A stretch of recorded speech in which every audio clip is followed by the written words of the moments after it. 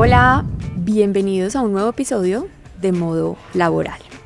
Hoy vamos a empezar con una pregunta y es: ¿cómo vendes una idea cuando todavía nadie le cree? Cuando todavía no existe. Para eso invité a Alejandro Arango. Alejandro sabe perfectamente lo que significa empezar de cero. Y de cero a crear una de las empresas, una de las 20 empresas, de las startups, con mayor crecimiento en Colombia.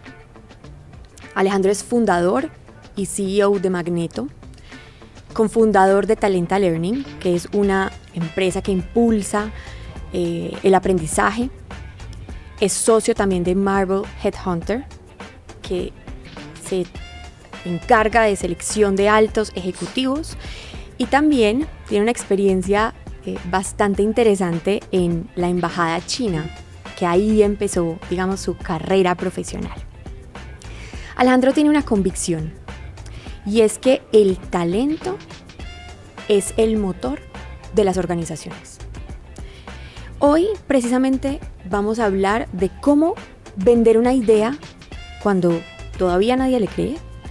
Vamos a hablar de éxitos, vamos a hablar de fracasos, vamos a hablar de cómo crecer, pero también vamos a preguntarle un poco sobre las tendencias, qué está cambiando en talento humano, cuáles son esas habilidades esenciales que necesitamos hoy en el mundo laboral.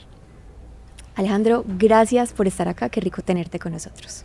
Gracias, Caro, por invitarnos a este podcast tan potente. Felicitaciones por todo lo que estás haciendo. Hemos visto un par de capítulos de Modo Laboral y está brutal, así que gracias por tenernos acá y por esa introducción. Alejo, gracias. Vamos a calentar hablando un poco de tu experiencia en China. Tú viviste en China al principio de tu carrera profesional. Y me parece muy curioso porque China, yo creo que, pues, o en mi opinión, es como lo más opuesto a la cultura occidental, como lo más diferente que podemos encontrar, y yo creo que ha sido una de las culturas que ha permanecido más cuidada, que no ha tenido tanta mezcla como muchas otras por la historia. ¿Qué te dejó esa experiencia en China, Alejo? Que esa experiencia también que hayas podido traer para el mundo profesional, para liderar, en las habilidades. Cuéntanos un poquito de eso. Mira, ahorita que estaba llegando, porque para los que de pronto no han visto, estamos grabando este podcast en la biblioteca de la Universidad de AFID. Y no me vas a creer, fue justo, yo estudié acá en la Universidad de AFID, Ingeniería de Producción, y fue justo aquí en esta biblioteca donde un día me hicieron la llamada que me habían dado el trabajo para irme a vivir a China, Beijing, a trabajar a la Embajada de Colombia en China. Fue en la biblioteca, me llamaron un día, me llamó el que era el embajador de Colombia en China, un gran tipo, y me dijo: Alejandro, le vamos a dar el puesto, pero tiene que estar en 2 semanas viviendo en China. Y una cosa es irse a Bogotá o no sé, de pronto a Estados Unidos, pero irse a China, al otro lado del mundo, teniendo uno, no sé si tenía 20, 22 años, fue un gran reto. ¿Eso fue hace cuánto? Eso fue en el 2008, o sea, ya vamos a ajustar casi 20 años, 17 años. Todavía no era tan común irse tan lejos. Todavía, sabes que en estos días hablaba con unos empresarios y cada vez viajar es más fácil. Uh-huh. Pero en esa época ir a China era todo un desafío. Y fue una experiencia que de eso podríamos hablar horas, pero sabes, el gran aprendizaje mío con China fue: China es el país que más personas ha sacado de la pobreza en la historia de la humanidad. Y a veces cuando vemos a China, aquí en Colombia dicen: no, es que es un país comunista, es un país autoritarista, no sé qué, pero China es el país más capitalista del mundo. O sea, el auge económico que está viviendo China en los últimos 30 años no lo ha habido en ningún país del mundo. Tanto ha crecido China y tanto ha crecido la clase media en China que hoy países como Estados Unidos o inclusive Europa se ven amenazados porque este es un nuevo jugador que no existía en la historia reciente. Entonces, cuando estás allá en China, aunque es una cultura muy diferente, te das cuenta que es una sociedad que supo entender que tenía mucha gente, que tenía gente muy pobre y que tenía que hacer algo para sacarlos de la pobreza. Y si eso lo aprendemos en Colombia, hay mucho que hacer de los chinos en Colombia para replicar. Así que fue un súper aprendizaje y muchas de las cosas que logramos hacer allá pues es lo que hemos venido en todas estas compañías, emprendimientos que tratamos de sacar adelante, implementar. Alejo, antes de que entremos en materia, hablabas de que hay muchas cosas que podemos aprender de los chinos. ¿Qué podríamos aprender de los chinos y que tú hayas aprendido en tu experiencia? Mira, hay dos cosas que hacen que China funcione bien, porque imagínate que es un país, aquí en Colombia somos 50 millones, allá son 1.3, o sea, 1.300 millones de personas. ¿Cómo hacer que una sociedad con tantas personas funcione bien? Entonces, allá hay dos cosas que funcionan muy bien. Lo primero es el orden y la justicia. Tú en China te puedes quedar dormido en una acera con la billetera afuera y nadie te la va a robar. Allá hay un respeto y el que la hace la paga de una forma impresionante. Entonces, en China, habiendo tanta gente en una sociedad donde funciona la justicia, y eso hace que las cosas, o sea, puedan suceder. Vivir en China es vivir muy tranquilo en la mayoría de ciudades. Y lo segundo es que la sociedad china es una sociedad intensamente trabajadora y ahorran mucho. El país, uno de los países donde más se ahorra en el mundo es en China. Entonces el chino es un sujeto familiar, es un sujeto que ahorra un montón, pero además excesivamente trabajador. Entonces cuando tú tienes 1.300 millones de personas trabajando y haciendo las cosas de forma ordenada, es un país que lleva creciendo por encima del 5% en los últimos 20 años. Y eso lo hace hoy la potencia que es. Tú llegaste allá y ¿qué fue lo más difícil de asimilar en cuanto a habilidades? Como que te tocó desarrollar, que llegaste y dijiste, uy, choque cultural completamente y luego te adaptaste. Mira, yo creo que las culturas, ayer estaba viendo que ahora supuestamente los AirPods van a permitir que uno pueda traducir como en tiempo real y hay como toda una innovación ahí. Pero en China la gente no habla inglés, la mayoría. O sea, tú vas a un restaurante, hoy eso se está cambiando, pero cuando yo llegué en el 2008, la gente no hablaba inglés y menos yo iba a hablar mandarín, ¿cierto? Entonces, cuando tú aprendes el mandarín como idioma, entiendes la cultura de ellos y te puedes adentrar en la cultura. Pero primero, la forma de comer es completamente diferente. Los hombres la aguantamos más, pero muchas de mis amigas colombianas en China sufrían un montón con la comida. Lo segundo es que trabajar con los chinos, tú aprendes mucho, pero es muy diferente. Y entenderlos, uno no puede llegar a un país tratando de imponer la cultura de uno, entonces meterse en la cultura china es difícil, pero es fascinante. Y lo tercero es que es un país que tiene una particularidad, es cuando tú aprendes a leer, a escribir en mandarín, entiendes la cultura, porque es un lenguaje que nació por muchos años de la cultura, o sea, es un lenguaje milenario. Entonces, cuando te metes en la cultura de ellos es fascinante y entiendes por qué hoy son el país que son. Tú hablas mandarín. Yo, o sea, sí, aprendí mandarín, le gasté mucho tiempo, entiendo, pero como es un idioma que tú lo aprendes porque los caracteres son de memoria y no es como el inglés que las palabras vienen del mismo origen y entonces uno va aprendiendo rápidamente, es un idioma que si no lo practicas se te va olvidando. Entonces todavía conservo algo, pero se me ha olvidado un montón porque pues en los últimos años lo que menos he hecho es practicar mandarín. ¿Qué conservas en tu personalidad? Yo creo cuando uno tiene 21 años y se va a vivir a China, lejos de la familia, porque hoy en día uno llama a cualquiera por FaceTime y por WhatsApp, pero en esa época, no sé si te acuerdas, había Skype y uno hablaba de vez en cuando porque además la llamada valía. Entonces, irse a los 21 años, instalarse en un país, empezar de cero, es un reto gigante. Y yo creo que lo forma a uno, le forma el carácter, le forma la personalidad. Pero fue duro, los primeros 6 meses fue extremadamente duro, solo, tratar de posicionarse uno y empezar a hacer cosas en China es un reto gigante. Tremendo. Bueno, Alejo, hablemos de esta idea de que el talento, ya llegaste a Colombia, pasaste por diferentes negocios, estuve escuchando por ahí que vendiste camisetas, que vendiste cosas en todo Colombia, hasta que aterrizaste en el mundo del talento. Te diste cuenta que el talento es el motor de las organizaciones. Hablemos un poco de esta idea, de que el talento es el motor de las organizaciones. ¿Por qué surgió ese deseo de meterte por este mundo del talento? Tú que eres apasionado de la tecnología y todo, ¿por qué crees que es tan importante para las organizaciones? Mira, hay algo que de pronto no te había contado y justo vuelvo y juega que estamos aquí en la biblioteca de la universidad.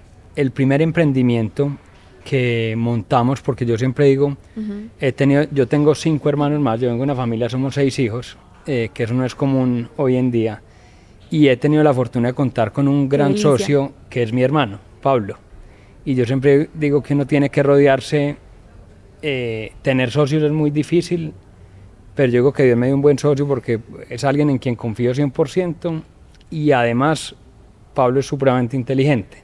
Entonces, el primer emprendimiento que iniciamos con Pablo era un emprendimiento que se llamaba Bibliotecas Digitales, que hoy lo maneja, ya te cuento de qué se trata, hoy lo maneja alguien que ayudaba a liderar la biblioteca de AFID por muchos años. Leonardo Valencia, que trabaja en la biblioteca de AFID, se fue a trabajar ese emprendimiento con nosotros. Así que, como te dije, la llamada para irme a China, yo vine aquí a buscar a Leonardo en su momento para que se viniera a trabajar con nosotros junto a Pablo. Entonces, esta biblioteca me trae miles de recuerdos. Mira, y es la primera vez que grabamos en la biblioteca. ¿En serio? Bueno, o sea, las cosas pasan por algo. Las cosas pasan, sí. Entonces, imagínate, ese primer emprendimiento, Pablo y yo teníamos una idea que era, nosotros nos gusta mucho el emprendimiento de impacto. Entonces, bibliotecas digitales se trataba de algo muy sencillo y es, ¿cómo hacemos que primero los colombianos, pero después los latinoamericanos, puedan leer más libros? Somos un país donde la gente no lee, y no muchas veces porque no le guste, sino que es que acceder a un libro que vale 50.000, 80.000 pesos es difícil para mucha gente. Entonces, esta primera iniciativa que montamos era una plataforma digital donde tú, en vez de, como nos tocó a ti y a mí, de cargar una maleta con los libros de cálculo en la espalda, pudieras tener en tu celular, en tu iPhone o en tu Android o en cualquier celular, puedas tener la biblioteca de AFID o la biblioteca de la Universidad de Antioquia o de un colegio, lo puedas tener en el dispositivo móvil y leer desde ahí. Hoy en día muchos de los jóvenes leen los libros en el celular, les gusta en vez de leer escuchar un audiobook. Entonces, esa primera empresa que montamos se trataba de digitalizar las bibliotecas. Y esa compañía la hemos llevado a crecer en toda la región, está en Latinoamérica, y ese fue el primer gran emprendimiento. Esa se llama hoy en día porque ya, digamos que nosotros nos aliamos con un jugador internacional que se llama Overdrive, que es el jugador más grande de bibliotecas del mundo, pero con mucho orgullo hoy, después de todo este tiempo, pues Leonardo, el director, el que trabajaba acá en la biblioteca de AFID, sigue manejando esa compañía y ahora vive en México. Segundo, hemos logrado que más de 3 millones de personas se puedan leer un libro gracias a la iniciativa. Y hace poco lanzamos un proyecto que está en el metro de Sao Paulo, en el metro de Medellín, y es que imagínate que un joven que no tiene acceso a datos, porque no todo el mundo tiene un celular con datos, que no puede comprar un libro, se monta en el metro de Medellín. El metro de Medellín tiene carátulas de libros, entonces escanea un libro de emprendimiento social, una empresa de telecomunicaciones le regala el internet y le queda 90 días guardado el libro en su celular. Entonces, gracias a esa iniciativa, Leonardo y Overdrive han logrado que más de 300.000 jóvenes, en este caso Medellín, o de Sao Paulo en Brasil, puedan leerse un libro sin costo. Entonces, ese fue el primer emprendimiento con el que Pablo y yo empezamos, que si bien no es un tema de talento, de gestión de talento, es un tema de cómo ayudar a que las personas se lean un libro. Nosotros siempre decimos que el que se lee un libro no vuelve a ser el mismo. Y te mueve el tema porque te gusta leer. Así es. ¿Qué te gusta leer? Mira, en este momento me estoy leyendo un libro que habla de la historia de Silicon Valley, de cómo nació el ecosistema de emprendimiento en Silicon Valley, Sí. que me encanta, se llama de la ruta de la seda a la ruta del silicio. Sin embargo, me gusta leer de todo, desde novelas, pues desde literatura, me encantan las revistas de negocios, me gusta leer de emprendimiento, pues eso es lo que me apasiona. Y fomentamos mucho hoy en día en Magneto y en lo que hacemos, donde hay más de 300 personas que colaboran a sacar estos emprendimientos adelante. Tenemos una biblioteca dentro de la empresa, una biblioteca digital, y todo el mundo se debe leer un libro todos los meses. Entonces fomentamos que la gente lea y eso tiene un impacto gigante en lo que hacemos. ¿Cómo hacen para que la gente sí lea? Ese es un gran reto. Un gran reto. Yo creo que, pero es muy sencillo, hay dos cosas. Una, no todos nos gusta leer igual. Como te dije, a uno nos gusta escuchar, otro nos gusta ver un video y a otros les gusta leer, puede que en físico, en digital. Entonces yo creo que cuando tenemos todas las opciones para que la gente lea, o vea un video o escuche, la gente lee más fácil. Y lo segundo es que cuando tú lees sobre temas que te apasionan, no es un esfuerzo. Entonces al final, cada vez que contratamos a alguien en Magneto o en Marvel o en Talenta Learning, tratamos de encontrar gente apasionada, en este caso por transformar, por ejemplo, el mundo del empleo. Y cuando encontramos ese fit, tenemos líderes que aman leer para transformar esta industria en la que estamos. Que a propósito, pues quiero hacer un reconocimiento porque esa comprensión de las diferencias en la manera como la gente le gusta aprender, los ha hecho ustedes a ofrecer o a inventarse una cantidad de soluciones que hoy en día hacen parte, por ejemplo, de Talenta. Te estaba contando pues que he estado muy cerca viendo lo que hacen en Talenta y viendo los diferentes retos que tienen, y al que le gusta escuchar, al que le gusta leer, incluso al que no tiene tanto tiempo y quiere resúmenes de libros de alta calidad, también se le tiene. Sí, hay una de las empresas de Talenta Learning, se llama Get Abstract. Y básicamente lo que hace es que cuando un ejecutivo de una empresa se tiene que leer un libro o saber lo último en tendencias de marketing digital, pues leerse 5 libros al tiempo es imposible. Entonces esta empresa es muy innovadora porque te hace unos abstracts de 5 páginas de forma que tú puedas tener el conocimiento de 10 libros, leértelo a lo mejor en un día y poder tomar mejores decisiones. Hoy en día el conocimiento está en múltiples formatos, cada vez más en español.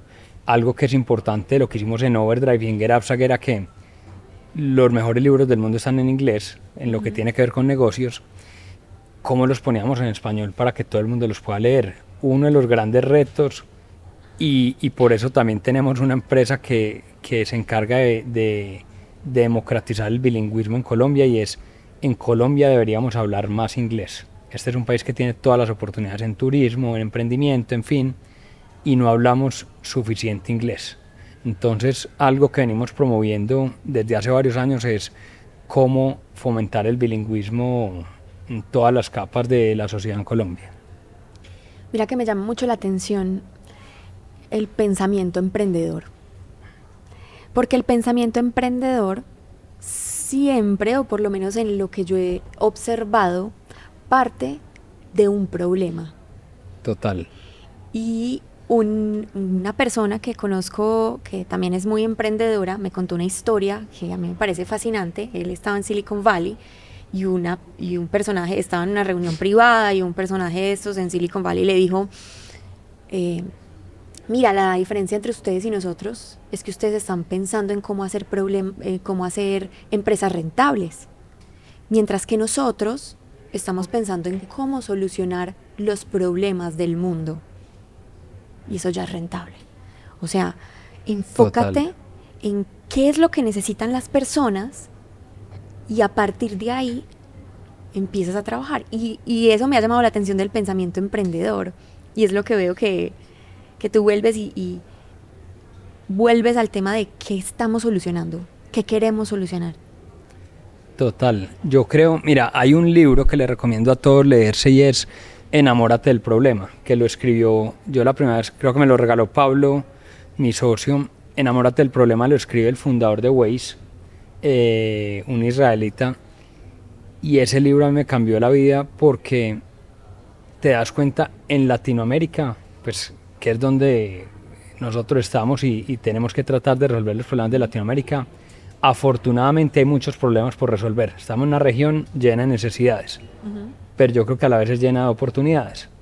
Entonces, cuando yo te digo que la gente no puede acceder a leer fácilmente, cuando miras Magneto, por ejemplo, y dices, conseguir empleo en Latinoamérica es difícil, tenemos una informalidad por las nubes, conseguir trabajo en nuestros países de Latinoamérica es un dolor de cabeza, no es fácil, y a la vez para las empresas no es fácil conseguir a las personas. Todos esos retos, si uno tiene pasión y se enfoca muy bien en resolverlos, ahí hay unas oportunidades gigantes. Y yo creo que los grandes emprendedores, cuando miras Rappi, Avi, Clip en México, un montón de emprendedores buenos que hay en el mercado, se han enfocado en resolver un problema muy específico y apasionarse en ser los mejores en el mundo en ese pequeño problema. Y de ahí han salido las grandes startups que tiene hoy la región. Espectacular. Alejo, hablemos ya de Magneto, porque Magneto empezó siendo una idea, como cualquier emprendedor que inicia con una idea que no existe y que hay que caminar para materializarla. Hoy Magneto es una de las 20 startups con mayor crecimiento en Colombia. Y ya muy reconocida, con todo, pues con Talenta, con Marvel, todo. Pero quiero entender un poco ese proceso de inicio, de qué necesitaste para poder vender esa idea, para poder decir con quién me tengo que aliar. ¿Cuál fue? Empecemos por una pregunta y es, la primera vez que te dijeron que no, que eso no era interesante, que eso no era bueno, ¿cómo fue? Mira, a veces yo creo que cuando uno va avanzando en la vida y mira hacia atrás, todo lo que le pasa a uno tiene como un sentido y los puntos se van conectando en el tiempo. Yo creo mucho en la teoría de que los puntos se conectan en la vida. Cuando Pablo y yo empezamos esto de las bibliotecas digitales, estábamos contratando al director de uno de los países, porque pues Pablo y yo vivíamos, yo en Bogotá, Pablo en Medellín, y necesitábamos un gerente de un país. Y contratamos un headhunter, ¿cierto? Una firma cazatalentos, que es lo que uno contrata pues, cuando necesita un gerente de buen nivel para abrir un país. Esto era una plataforma digital, moderna, y necesitamos un gerente moderno para esto. Entonces contratamos a un headhunter muy famoso y nos fue pésimo. Nos atendió una persona que no sabía nada de tecnología, nos presentaron unos candidatos que eran como para otra cosa, para una biblioteca tradicional y no para una plataforma de tecnología. Y la primera experiencia que tuvimos con un headhunter fue pésima. Y nos dimos cuenta que los headhunters no tenían tecnología, que al final te presentaban a los amigos cercanos y que había una oportunidad de, si la experiencia que tuvimos con un headhunter no es buena, ¿por qué no montamos un headhunter donde la experiencia sea maravillosa? Entonces fuimos a preguntarle, pues uno hace su estudio de mercado como emprendedor y empieza a preguntarle aquí, allá a la gente, montar un headhunter y todo el mundo nos decía, están locos, los headhunters ya están inventados, ahí no hay mucho por inventar, lo manejan personas muy reconocidas, se van a meter en un negocio muy competido, bla, bla, bla, y decidimos montar a Marvel Headhunter. Entonces, o sea, hicieron oídos sordos a lo que la gente les decía. Sí, no habían personas que decían como, dale, por ahí es. Más los que decían que no lo monten que los que lo monten, pero teníamos esa convicción de que había un dolor si la experiencia nuestra no fue buena, y en vez de preguntar si montábamos un headhunter, porque uno tiene que, como te digo, es preguntar por el problema, es a ti cómo te ha ido con los headhunters. Ahí sí he escuchado mucha gente que dice, no, la experiencia no fue tan buena. Entonces nos lanzamos, primero trajimos una franquicia de Londres, después, pero finalmente nace Marvel Headhunter, le metimos toda la tecnología del mundo, o sea, todo lo que nos ganábamos lo invertimos en tecnología, que no es normal en un headhunter.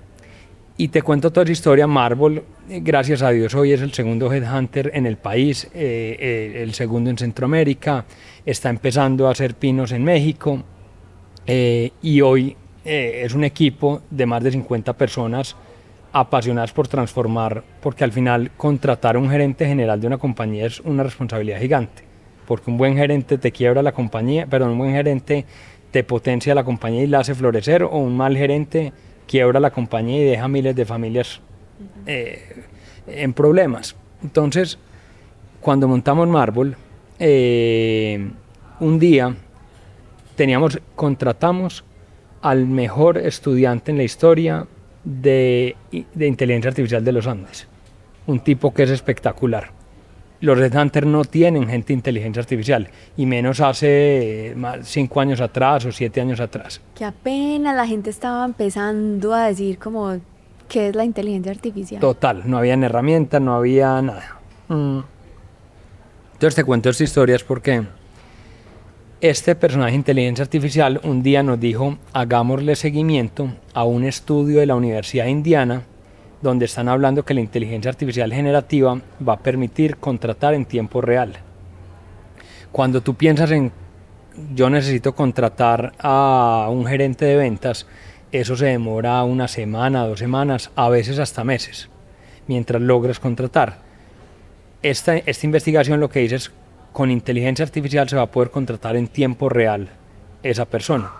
Y en un mundo donde todos necesitamos contratar gente para nuestras empresas, donde tú logres contratar en tiempo real, pues estás resolviendo un problema gigante de la humanidad.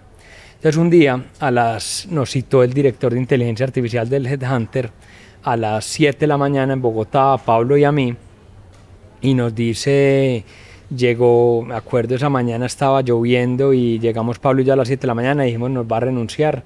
Llegó con un cerro de hojas de este tamaño y nos di la carta de renuncia más larga del mundo, pues creímos nosotros. ¿Qué tanto escribió uno en un cerro? Sí, pero era el famoso estudio de la Universidad de Indiana que ya había salido y que él lo había estudiado y nos dijo, aquí hay una oportunidad gigante. Obviamente lo del headhunter y contratar al CEO de una compañía, pues siempre van a necesitar el acompañamiento de personas, pero por contratar a las miles de personas de un Starbucks o del Éxito, de Nutresa, de Sura, de cualquier gran compañía, esta tecnología puede ser una revolución. Entonces fue en ese momento a las 7 de la mañana en un pequeño café en Bogotá donde realmente nació Magneto.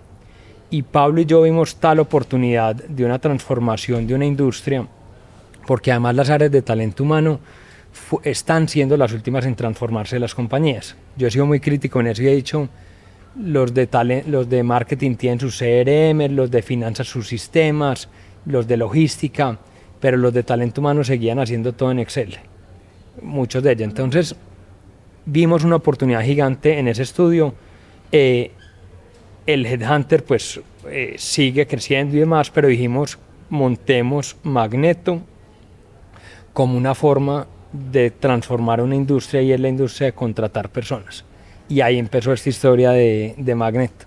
Alejo, muy teso, porque Talenta te llevó a Marvel y Marvel te llevó a Magneto. Así es. Ahora te digo que los puntos se van conectando a veces sí. En el tiempo, y lo que hoy puede no hacerle sentido a muchos que nos estén viendo en un emprendimiento, en un trabajo, yo creo que hay que trabajar en alguna parte para que de ahí salga la idea inspiradora de ser emprendedor.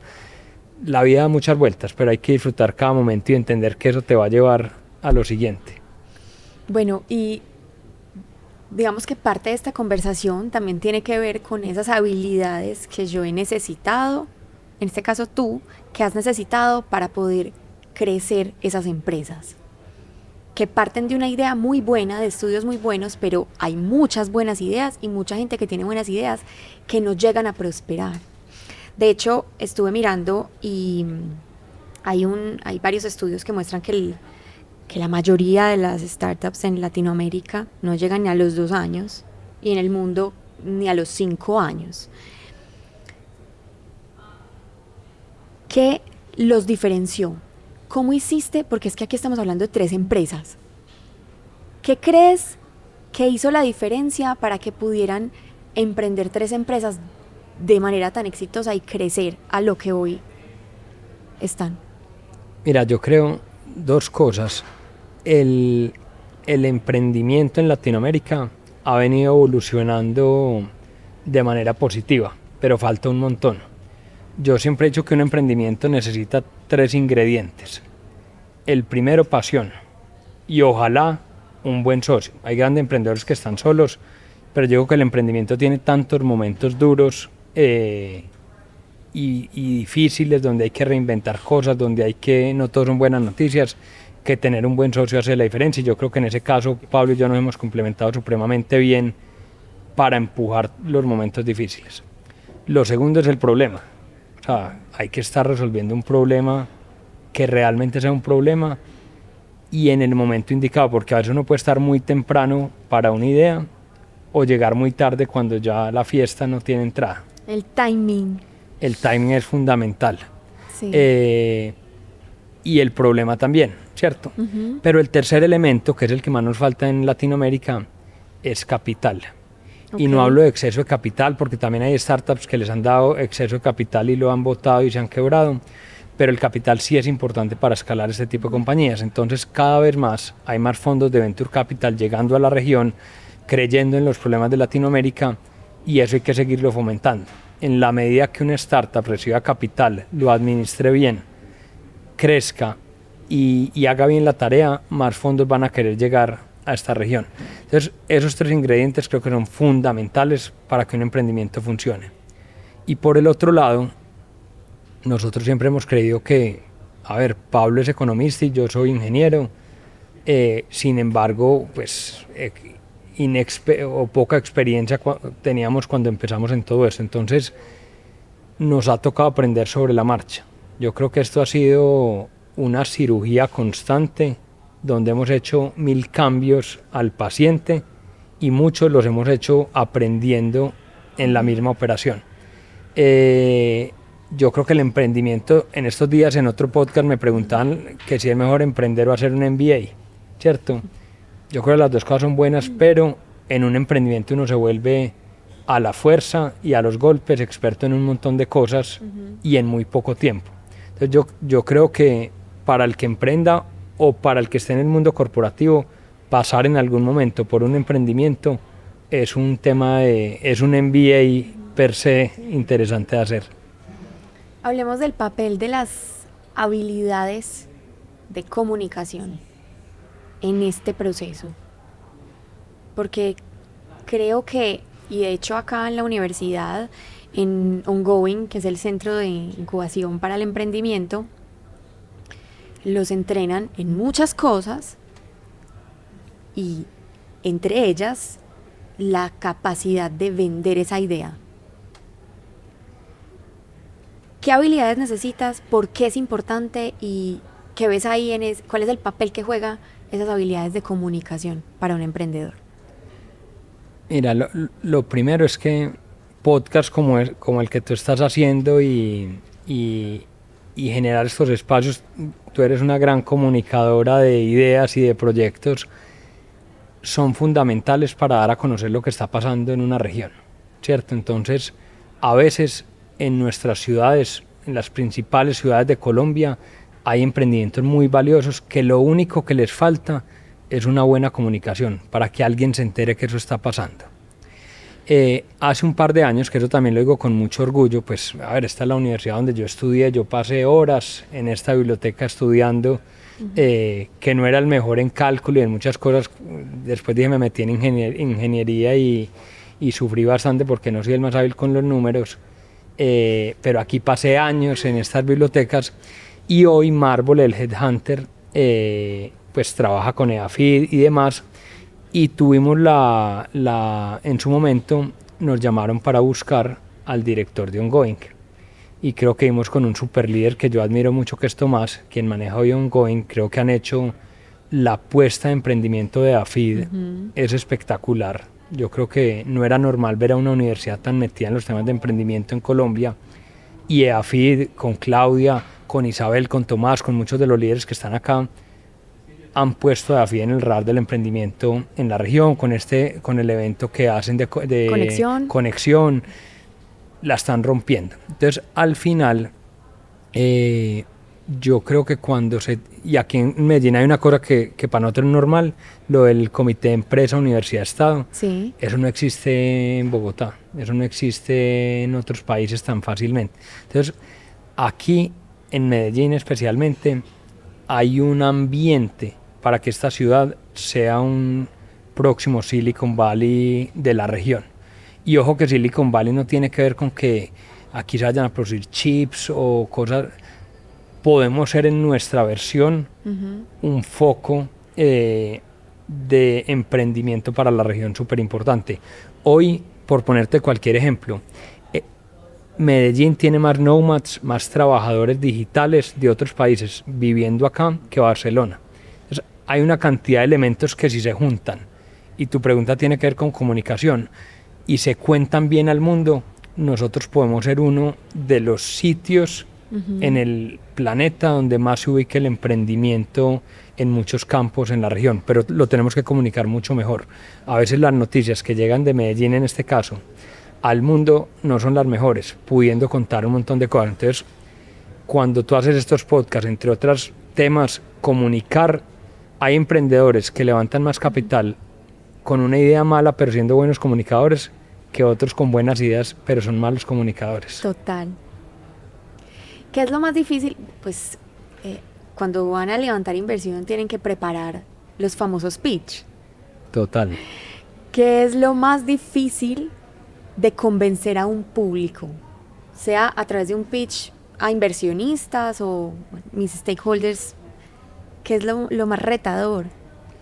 Mira, cuando definitivamente si uno quiere crear algo de un impacto, en este caso Magneto quiere resolver el problema de empleo en toda Latinoamérica, porque al final el problema de desempleo, de empleo informal y de conectar la oferta y la demanda de empleo en Latinoamérica es muy parecido desde México hasta Argentina.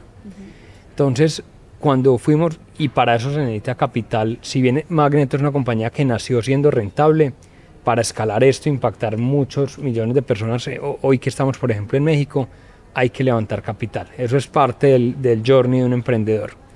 Ahí tengo que reconocer que Pablo es mucho mejor que yo.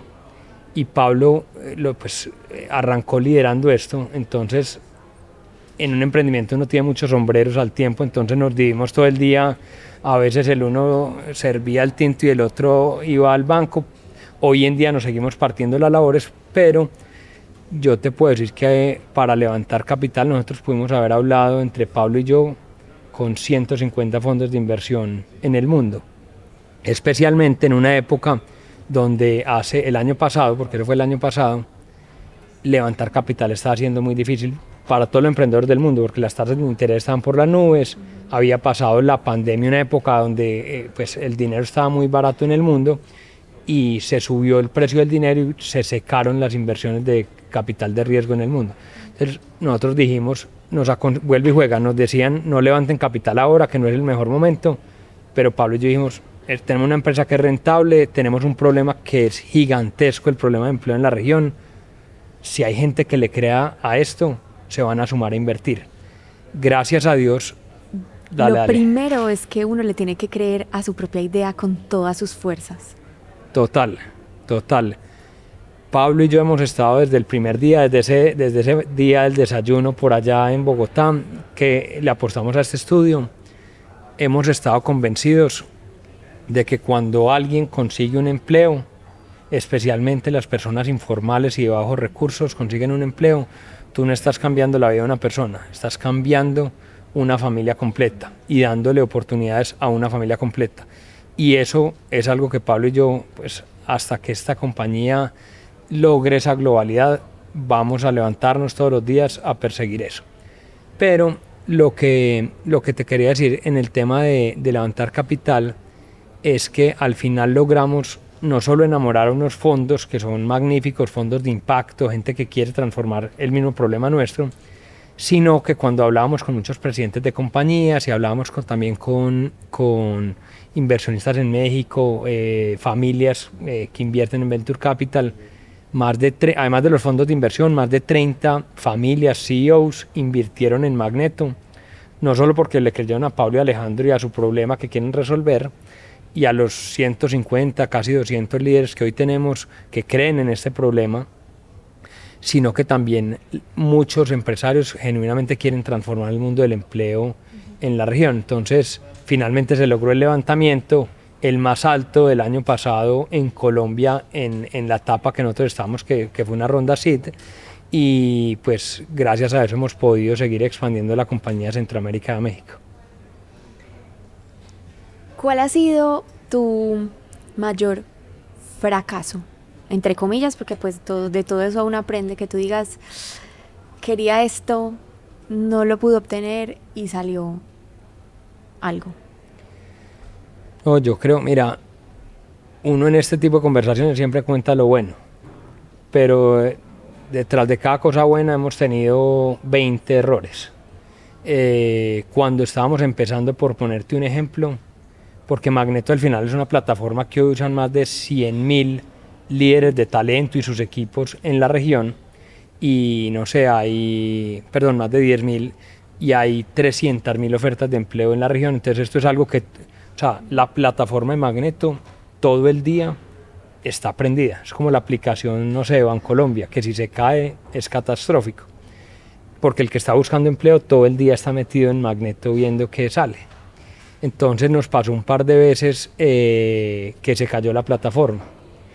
Hoy en día, gracias a Dios, pues eso está controlado, pero cuando estábamos empezando, un día se nos cayó la plataforma y después de una hora no sabíamos por dónde arreglarla. Con el equipo de tecnología tenemos el orgullo de decir que nuestra cabeza de tecnología es una mujer. Además fue la primera empleada de la compañía, se llama Natalia y es una tesa. Entonces, al final hemos hecho un montón de cagadas, ¿cierto? Pero de cada una de ellas hemos logrado entender y mejorar un montón de temas para tropicalizar Magneto a la región. Yo creo que una de las cosas buenas que un emprendedor debía hacer es entender dónde nació el emprendimiento. Nosotros estamos en una región donde no todo el mundo puede tener un computador para acceder a conseguir empleo. No todo el mundo tiene un plan de datos para meterse a las páginas de las empresas a conseguir un trabajo. Entonces, ¿cómo hacemos para conectar a la gente de la base que no tiene internet, que tiene un celular muy básico en un pueblo, que puedan acceder a un buen trabajo? Hoy en día, por ponerte un ejemplo, el Banco Agrario, que opera en todos los municipios del país, donde casi que llega el alcalde y el Banco Agrario, la iglesia, el alcalde y el Banco Agrario, hoy la gente en Guapi, en el sur del país, puede conseguir trabajo en la alianza Magneto y Banco Agrario a través de un celular por WhatsApp. Hoy en día puedes llenar una hoja de vida a través de Voice Notes. Entonces, ¿cómo tropicalizas los emprendimientos a la región que estás queriendo transformar? Es fundamental. Alejo, y como persona, tú como persona, que tú hayas dicho, esto me costó, me llevó a aprender. Mira, yo creo que uno de los grandes retos de los emprendedores es rodearse de gente mejor. Y eso suena muy cliché, pero rodearse de gente mejor no es fácil, porque cuando tú estás empezando un emprendimiento, pues no tienes la plata para pagar lo que pagan las grandes empresas. Cuando consigues la plata para pagar como pagan las buenas empresas, pues entonces a veces el emprendimiento lo empieza a escuchar mucha gente y entonces todo el mundo se quiere. Yo me acuerdo de una época que todo el mundo se robaba a la gente Rappi y decían, es que es de Rappi, pues debe ser muy bueno, y se lo traían. Entonces, al final, la gran mayoría de emprendimientos en nuestra región, más que un invento, una patente, son emprendimientos que están resolviendo problemas que dependen mucho de tener un gran equipo, inteligente, innovador. Entonces, hoy en día, a mí lo que más me duele, pero a la vez lo que más nos reta es, hoy tenemos un equipo, yo te digo que esta compañía hoy en día está creciendo mucho, no es por Pablo y Alejandro necesariamente, y no por el equipo que hemos logrado construir. Mantener ese equipo junto, lograr que no nos roben a los mejores talentos y crear una gran cultura alrededor de un propósito, que es que los colombianos y los mexicanos y los latinoamericanos tengan empleo de calidad, hace que mucha gente que hoy la llaman a ofrecerle mejores salarios se quede acá, porque la misión de esta compañía los seduce y los enamora. Entonces, a mí como persona me ha cambiado mucho poder tratar de, o sea, cada vez que me roba una persona, a mí se me daña el día, ¿cierto? Entonces nosotros, mucho. ¿cómo lo retenemos? ¿Cómo hacemos? Y en un emprendimiento todos los días te salen 4 o 5 problemas a resolver. No hay un día en que yo pase todo el día, no, solo fueron buenas noticias. Hay problemas que resolver. Hay problemas que resolver. Caro, dame 5 minutos. No, está bien. Así es. Hace parte de... Así es, Caro. Tú que estás metido en este tema del talento, Alejo, no te puedo dejar de preguntar. Estuve revisando y dice que un reclutador aproximadamente, digamos que de manera análoga, se demora menos de 10 segundos revisando una hoja de vida. O sea, es como tan, siguiente, rapidísimo. Hay unos estudios que hablan hasta de 6 segundos. ¿Cómo destacarse en un mundo donde ya a veces me revisa un reclutador, pero ahora estamos pasando a que me revise la hoja de vida la inteligencia artificial? Total. Cuando Pablo y yo nos metemos en este mundo de entender cómo se contrata una persona en una empresa o cómo una persona consigue trabajo, yo dije, esto quedó mal diseñado desde sus inicios. Y lo peor es que la forma de contratar no ha cambiado en los últimos 50 años. Ponte a pensar algo. Si yo te dijera que tu esposo, la forma como lo conociste es que hubieras hablado con él una sola vez, ¿cierto? Por teléfono, y después tu esposo te invitó a una reunión, y en una reunión de 10 minutos, porque eso es lo que dura una entrevista de trabajo hoy en día, ahí te casaste con tu esposo, en tu caso ojalá para toda la vida, pero en el caso de lo laboral te casaste con una empresa por 5, por 10 años, por 15 años, y todo nació de una llamada, o a veces ni siquiera fuiste a la empresa, te contrataron, simplemente quedó contratado. Entonces cuando tú empiezas a hablar con las personas, cómo consiguen empleo, te dicen, no, mira, yo mando 10 hojas de vida, ¿cierto? Yo me sueño trabajar en Postobón, pero también mandé la hoja de vida a otras 9 partes. Y si primero te llamaron de un call center que no era donde te soñabas trabajar, a lo mejor tú aceptaste, pues porque todos necesitamos el trabajo. Entonces, la gente todos los días se está casando con trabajos que no conoce, que no sabe quién está detrás de la empresa. Las marcas empleadoras antes eran poco transparentes, en el sentido de que tú te vas a trabajar a una empresa y no sabes quién es el jefe, cómo es la cultura. Entonces, en este nuevo mundo, nosotros proponemos 3 cosas. Lo primero es que la marca empleadora, todas las compañías que trabajan con Magneto, sea transparente. Cuéntale al mercado laboral quiénes son los jefes, cómo es la cultura, qué ofrece la compañía, cómo es trabajar aquí, para que alguien pues lo que te gusta a ti puede que a mí no me guste y viceversa, pero que eso se conozca antes de que te contraten. Lo segundo, cuando tú usas Magneto y llegan 200 hojas de vida, un psicólogo no puede ver 200 hojas de vida. Y si las ves, se va a demorar 6 segundos y no te va a ver de manera justa. Hoy con tecnología, hoy Magneto no sabe si tú eres hombre o mujer, no sabe si eres de mucha o de poca edad. Entonces hemos logrado construir una inteligencia artificial que es mucho más justa que los sesgos que tenemos los humanos para contratar.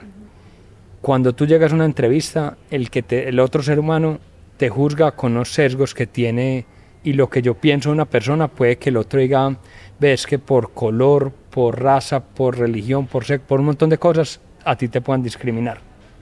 Entonces hoy Magneto permite que conozcas la marca donde vas a trabajar, que tengas una selección más justa, donde te van a valorar es por tus competencias, no por nada diferente.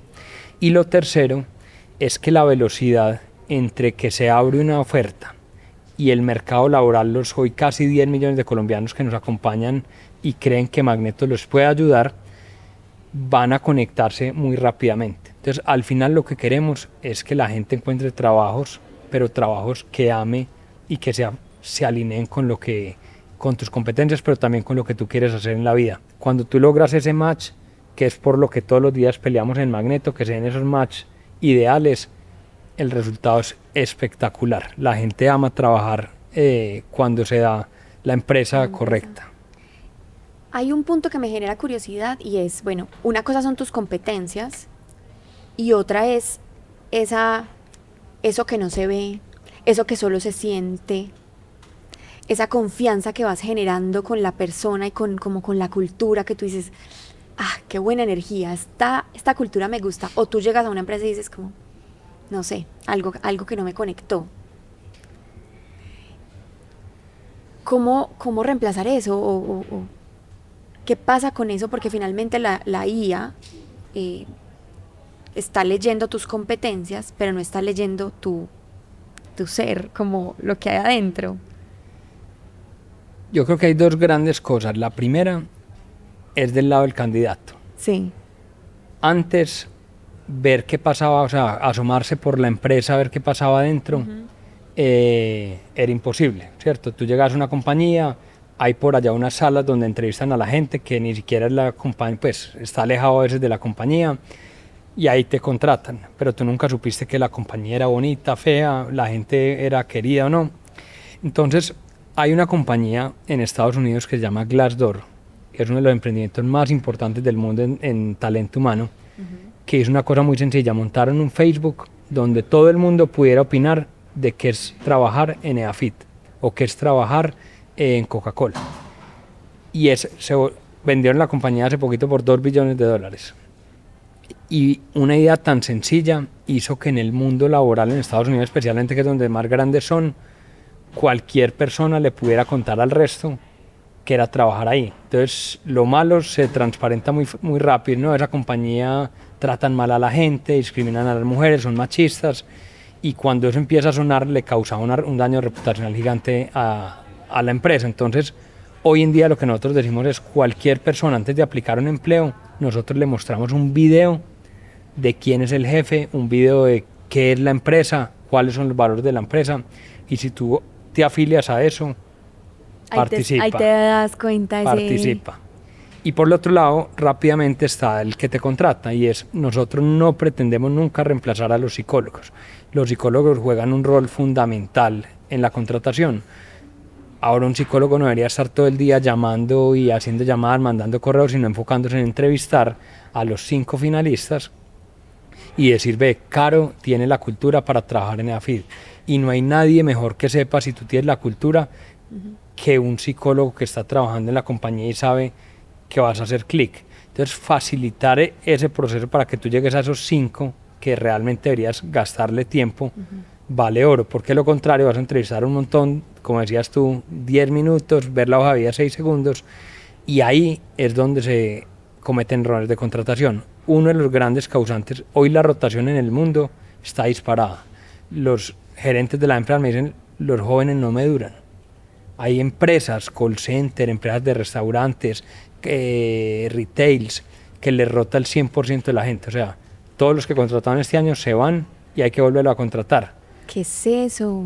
Eso se puede solucionar si tú haces una muy buena contratación. Wow, increíble, el 100%. Alejo, ¿qué debería tener mi hoja de vida para avanzar en el filtro? Porque yo considero que a veces el problema está en la manera como tú estás presentando tus competencias, estás presentándote, que incluso la IA dice, esta persona no, pero precisamente porque no lo muestras bien. ¿Qué necesita tener mi hoja de vida? Y luego, ¿qué habilidades están siendo más valoradas o van a ser más valoradas de aquí al futuro? Esa pregunta es muy buena, muy buena, porque lo primero es que obviamente tus competencias son fundamentales, pero yo siempre digo que las hojas de vida deberían contar una historia, y con eso me refiero a que tú deberías contar pues en qué empresa estás, en qué cargo estás, lo tradicional de una hoja de vida, pero a veces nos enfocamos mucho. Tú lees 5 hojas de vida de 5 personas y todos dicen una cantidad de cosas abstractas que es como lo mismo, todos trabajan en equipo, todos son buenos bajo presión, no sé qué, pero un reclutador lo que quiere saber es qué lograste, estuviste 5 años en esa compañía, cuéntame las 2 o 3 cosas que tú lograste gracias a tu gestión lograste realizar ahí. Entonces yo invito a que las hojas de vida sean mucho más hacia los logros concretos casi a tener una hoja de vida de 4 páginas que nadie te la va a leer, y menos en el mundo de hoy. Entonces, un primer elemento es tener una hoja de vida basada en hechos concretos de logros tuyos. Lo segundo es que ya la experiencia per se no es suficiente. Hoy las empresas quieren saber muy bien que tú te sigues formando en el tiempo.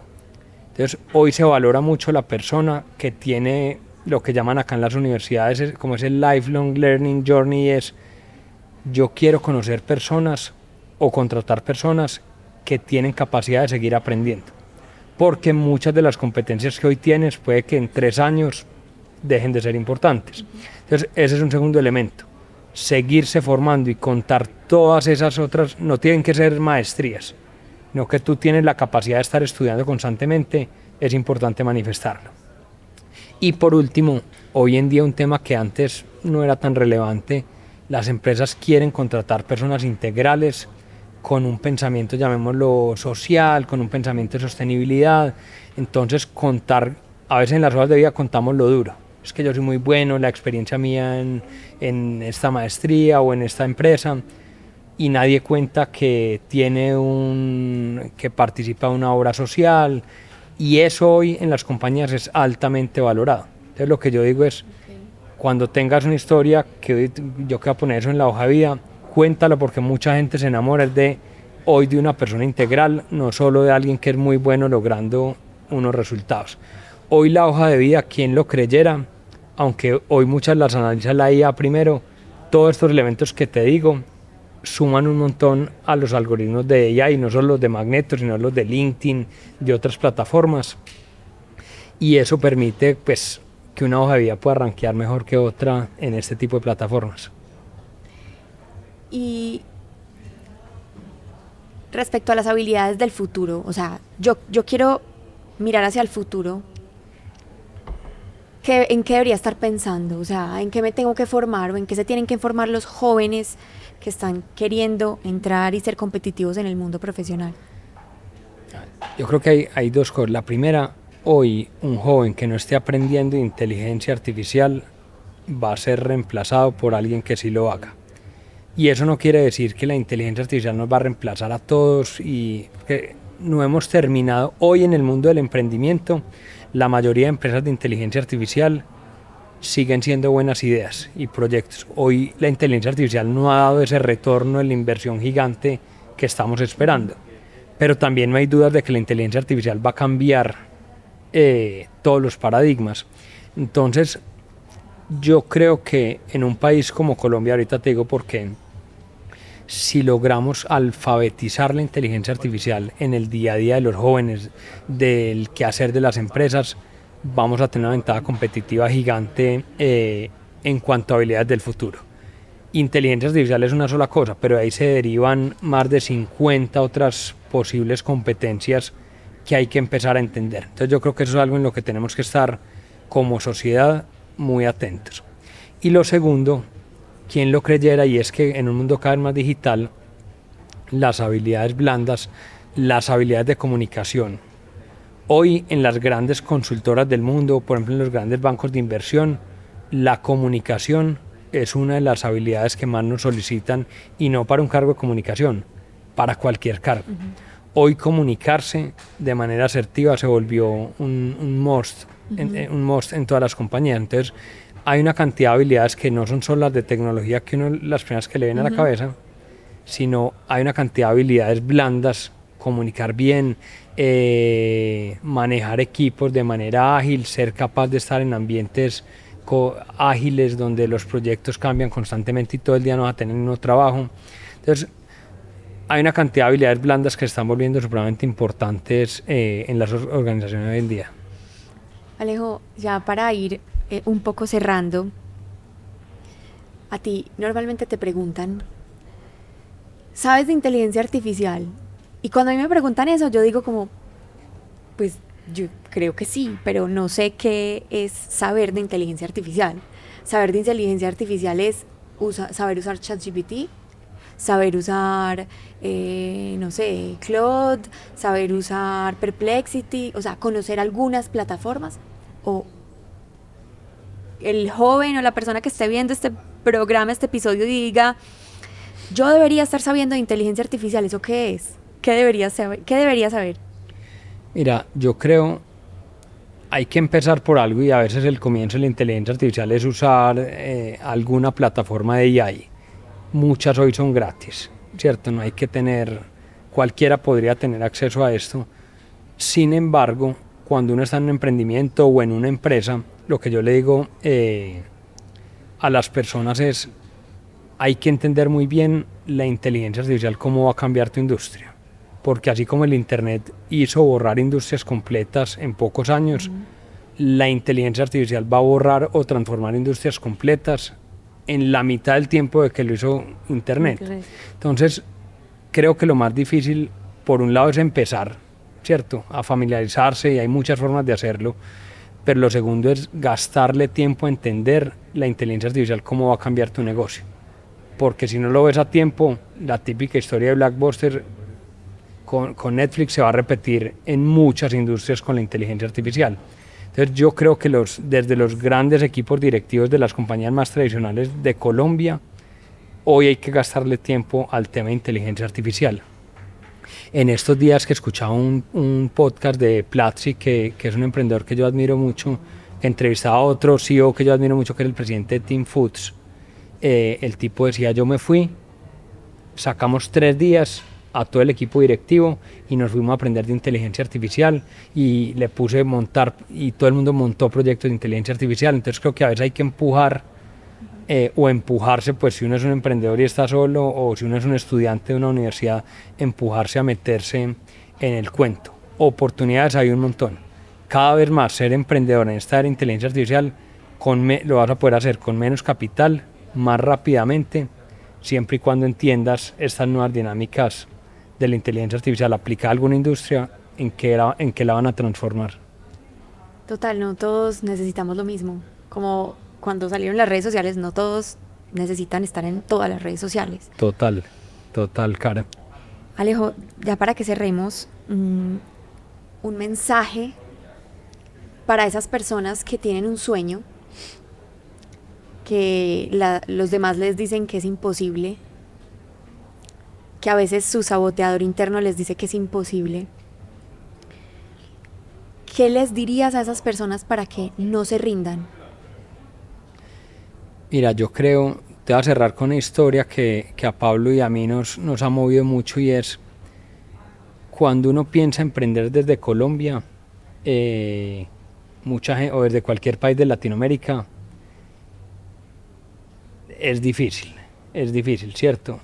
Y el emprendimiento, hay muchas compañías que antes que nosotros, yo creo que han abierto camino. Te decía el ejemplo típico de Rappi, pero cada vez emprender en esta región va a tener más posibilidades. El capital de los Venture Capital está llegando, y hay que creer en que con tecnología, no importa en qué país del mundo estés, tú vas a poder hacer cosas.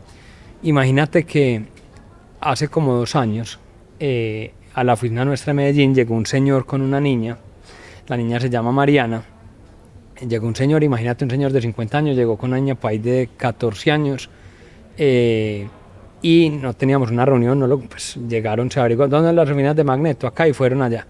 Entonces lo dejamos entrar, apenas vimos pues que la hija le llevaba una carta de agradecimiento a Magneto. No sabían que Pablo y yo pues éramos los fundadores de esa compañía, y llevó una carta Mariana dando las gracias a Magneto porque su papá había conseguido un trabajo.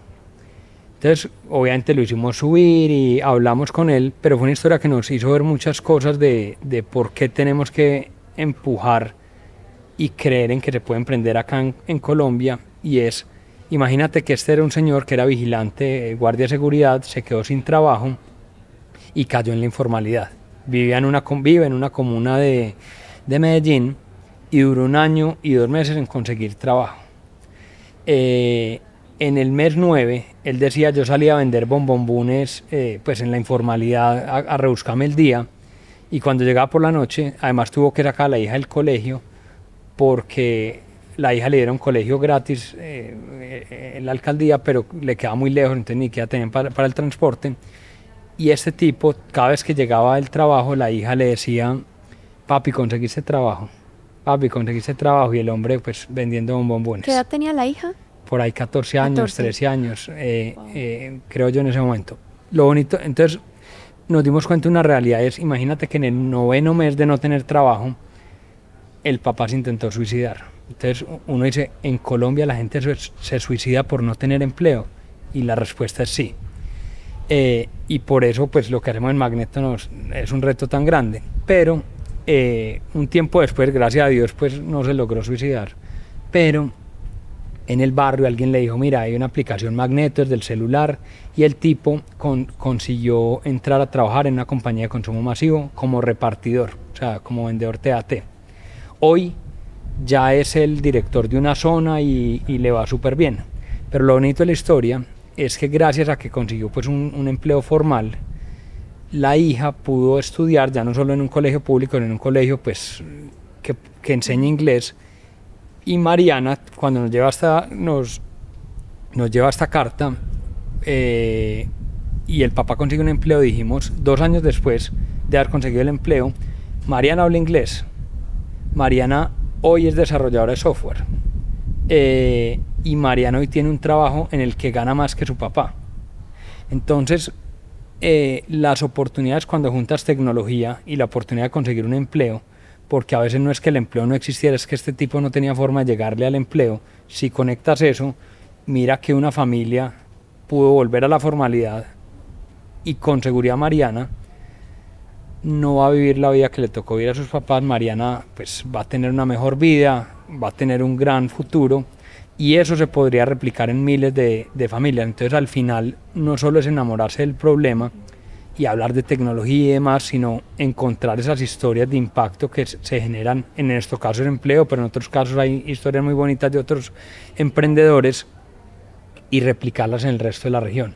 Si uno hace eso con pasión todos los días, de manera disciplinada y constante, los resultados empiezan a ver. Entonces yo soy muy fan de que tú hagas podcasts como estos para contar historias, porque al final de estas pequeñas historias de emprendedores, más gente se anima a emprender y a cambiar otros problemas, que te aseguro que hay miles por cambiar, no más en esta ciudad.